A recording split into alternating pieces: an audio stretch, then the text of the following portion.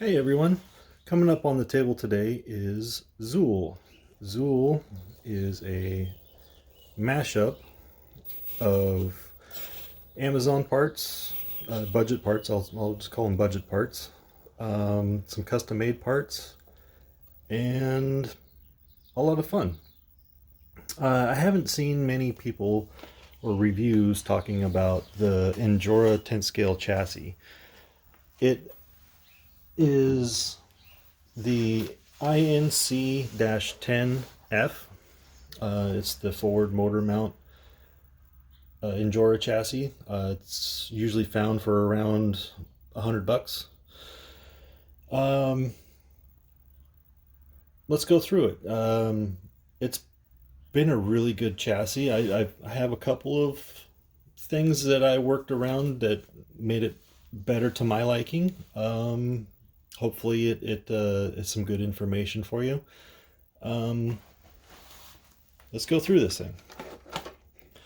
Element body, the Zuul body. Let's start off with the front end. Capra, aluminum Capra axle, found on offset Capra, excuse me, found on Amazon, AliExpress. You can find them for a reasonable price, about maybe $60 for just the front end. I put in double cardan joints. I don't know if you can see that in there. So double cardans, so it has a nice and smooth turn while it's turning. There's no phasing.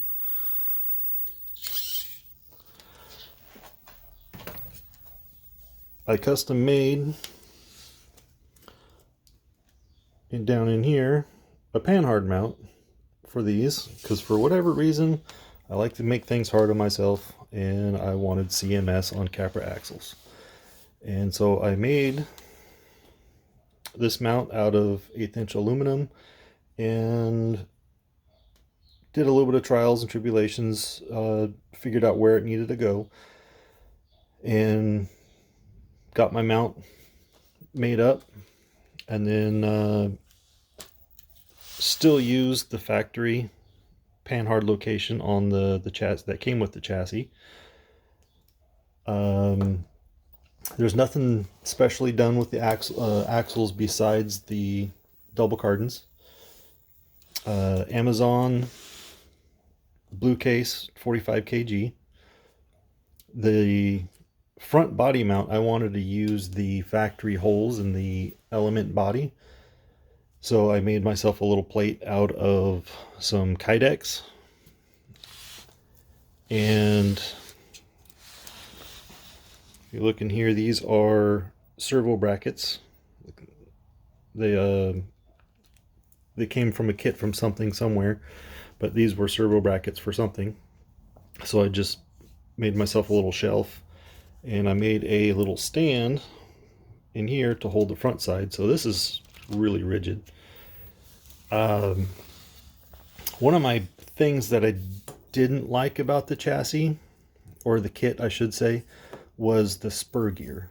The spur gear was 32 pitch, but it was steel and it was noisy.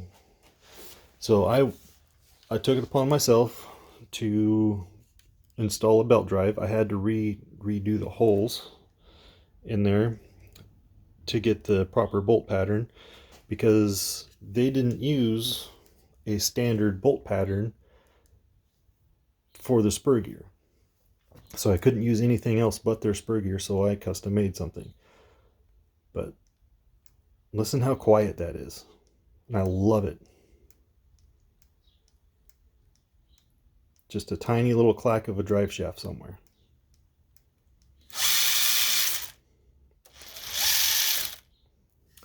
It has a Fusion 1200 SE. I am running the transfer case has an underdrive. I can't remember what the underdrive is. I think it's somewhere around a 20%, or you can run it in a 1-to-1. the geometry on this has been pretty good. I've been able to do some pretty impressive lines with this guy. I'm running Amazon Chavtex, if you want to call them Chavtex, Drivetrain clones, rebuilt with Traxxas parts, pistons and seals. They're direct fit, and these have been great shocks. I used a link riser in the rear here. Found on Amazon. I think they're about 10 bucks, something like that. The links, I don't remember if the kit came with the links or not, but I custom made all the links for this thing. Cut to length drive shafts, front and rear. The front lowers are custom made links that I made. They are 8mm or 5/16 brass. Keep the weight down low and forward. Let's see, what else is there? I think that's about it. It's been a pretty solid rig. Oh, the tires are Mixed Racing crawler tire, but they're just like the